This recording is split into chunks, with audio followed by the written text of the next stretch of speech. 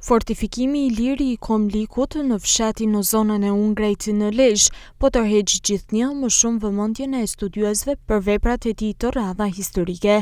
Sipas të dhënave të evidentuara në terren, muret rrethuese datojnë në shekullin e 5 para erës sonë, ndërsa gjetjet arkeologjike të periudhës së bronzit dëshmojnë për një histori shumë më të hershme, deri në 3000 deri në 3500 vjet më parë.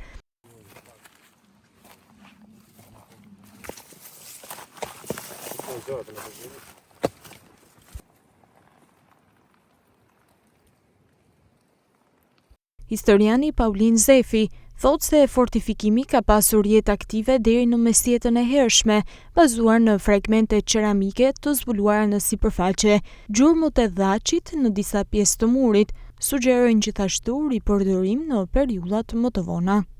Muret aktualisht ruhen më mirë në pjesën perëndimore, ruhen gjurmët e 2 portave, ruhen gjurmët të paktën 10 kulleve, jo plotësisht të lezetshme, por ruhen relativisht mirë.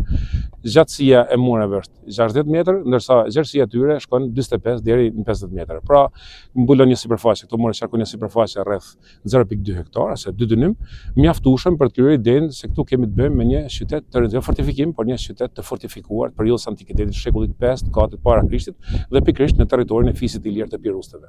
Bashkia Lezhë synon që këto fortifikat ilire ta kthejnë në një atraksion turistik, pasi njësia administrative ungrej vitet e fundit ka pasur interes nga turistë huaj. Ajo që është në interesin tonë është që këtë fortifikate ilire ta kthejnë në një atraksion turistik, që e bën më të plot njësinë Ungrej për sa i përket vizitorëve që vitet e fundit janë të shumë.